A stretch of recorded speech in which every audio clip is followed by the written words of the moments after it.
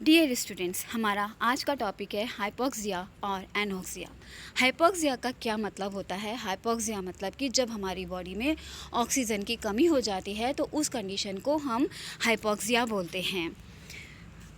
Condition characterized by inadequate or decreased supply of oxygen to the lungs because of certain reason may be external or internal. Hypoxia वह condition होती है जिसमें कुछ कारणों की वजह से हमारी बॉडी में ऑक्सीजन की कमी हो जाती है, और ये जो कारण होते हैं, जो फैक्टर्स होते हैं, वो एक्सटर्नल भी हो सकते हैं और इंटरनल भी हो सकते हैं।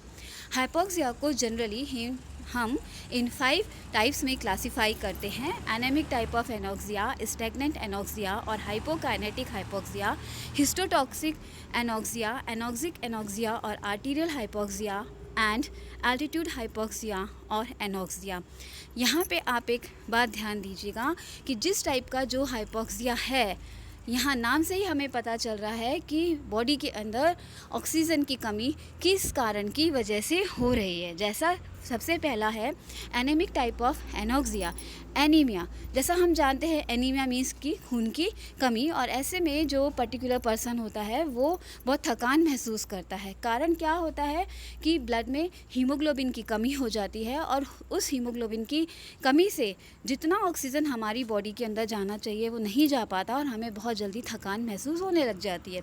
This type is characterised by low oxygen content of the blood due to damage quantity of haemoglobin or non-functioning hemoglobin.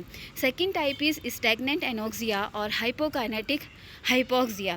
Stagnant generally हमारा जो साइंटिफिक जो हम वर्ड्स यूज़ में लेते हैं, तो स्टैगनेंट मतलब होता है रुका हुआ। पर यहाँ पे रुका हुआ से मतलब नहीं है, ब्लड तो फ्लो कर रहा है, पर जो उसकी स्पीड होनी चाहिए उस स्पीड से ब्लड फ्लो नहीं करता, टिश्यूज़ में प्रॉपर नहीं पहुँच पाता, टिश्यूज़ को ऑक्सीजन नहीं पहुँच पाती है प्रॉपर, उस कंडीशन को हम बोलते हैं stagnant anoxia.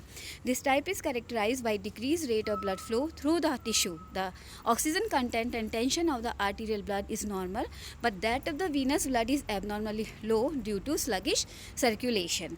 Histotoxic anoxia. Histo मतलब टिश्यू, टॉक्सिक मतलब जो टिश्यू के लिए पॉइजनस है।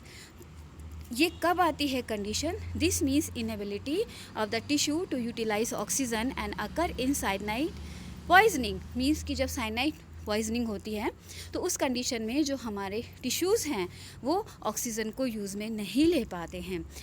Anoxemia is a term which means damaged oxygen supply in the blood. Now we come to the fourth type, that is anoxic anoxia or arterial hypoxia.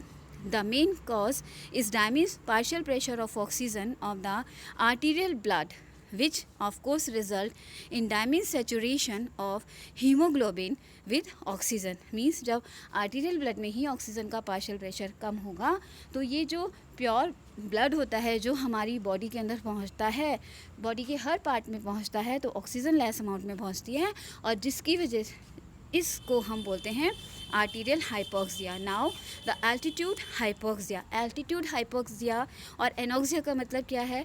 हमने पहले वाले videos में भी पढ़ा है कि जैसे जैसे हम ऊंचाई पर जाते हैं वैसे वैसे ऑक्सीजन का पार्शियल प्रेशर कम होता चला जाता है. तो ऑक्सीजन का पार्शियल प्रेशर कम होता है तो बॉडी के अंदर भी लेस अमाउंट में ऑक्सीजन जो है वो एंटर होती है, and this condition is known as altitude anoxia. Anoxia at high altitude is due to low barometric pressure.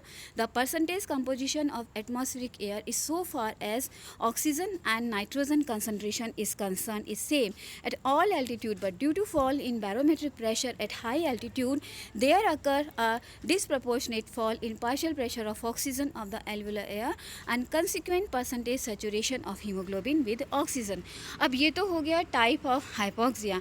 अब जब हम ऊंचाई पे जाते हैं तो हमारी बॉडी में क्या कुछ चेंजेस होते हैं?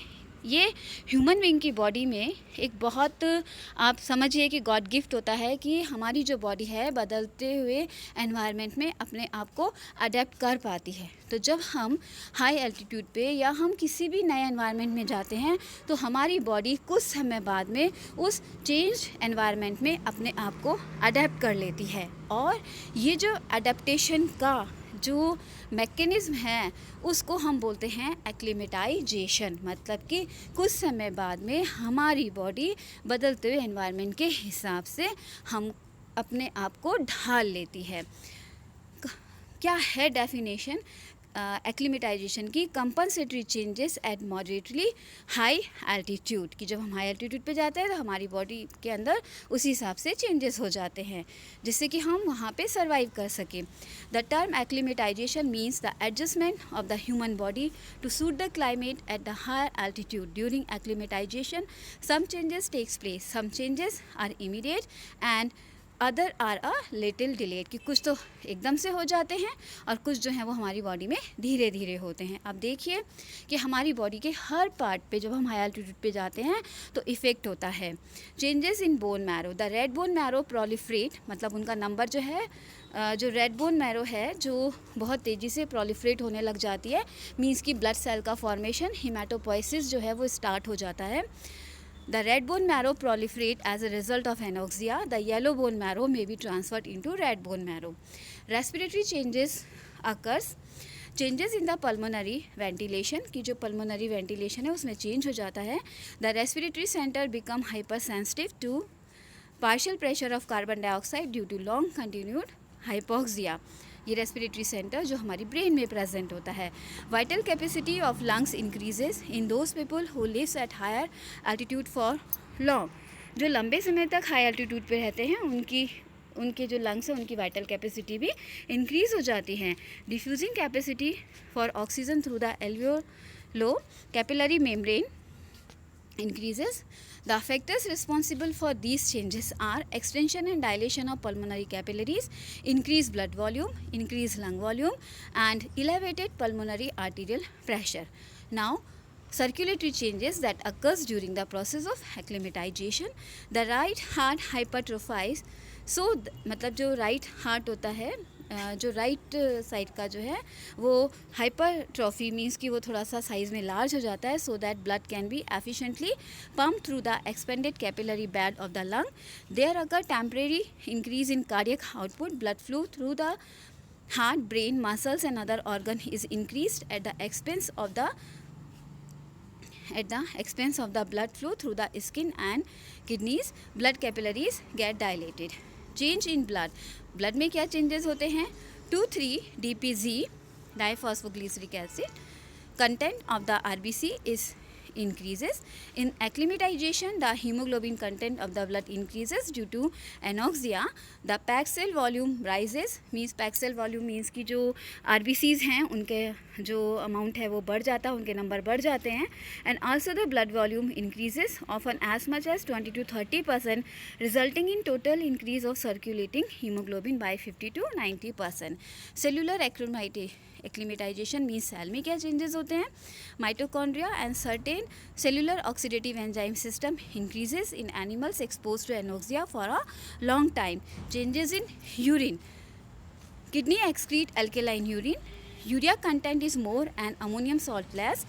There is less excretion of acid in the urine. These are attempts to combat alkalosis resulting from hyperventilation. अब हम पढ़ेंगे natural acclimatisation of native residing eight high altitude. कि जो लोग लंबे समय से हाई एल्टीट्यूड पे रहते हैं, मीन्स जैसे कश्मीर है, नैनीताल है, उनकी बॉडी में नेचुरल एक्लिमेटाइजेशन मीन्स कि उनके जीन्स में ही कुछ ऐसे चेंजेस हो जाते हैं, उनकी रेसेस के अंदर चेंजेस हो जाते हैं. Natural acclimatisation occur in native born and brought up at high altitude. Highest altitude at which permanent acclimatisation is possible is perhaps about 5,500 metre और 18,000 feet. The following effects changes take place. The native of these places have got a short body structure with large size chest, giving a high rate to ventilatory capacity to body mass. The right heart is usually hypertrophied with rather high pressure in the pulmonary artery so as to fill up effectively the expanded pulmonary capillary system. अब हम कुछ short notes के बारे में पढ़ेंगे जो कि hypoxia में इम्पॉर्टेंट रोल प्ले करते हैं. रेस्पिरेटरी सेंटर हम पहले पढ़ चुके हैं. Breathing is entirely under nervous control. A respiratory center located bilaterally in the medulla oblongata and pons varii of the brain. Dead space क्या होता है? And Haldane effect. Dead space, we inhale 500 ml of air, जिसको हम tidal volume कहते हैं, in each breath. That is 6,000 milliliter.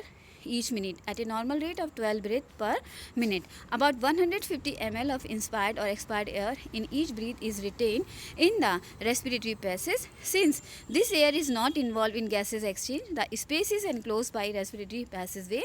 This is called dead space. Haldane effect के बारे में हम हमारे पहले वाले वीडियोस में पढ़ चुके हैं and it is related with the carbon dioxide transport. मुझे लगता है कि आपको ये टॉपिक जो है वो पसंद आएगा. Thank you.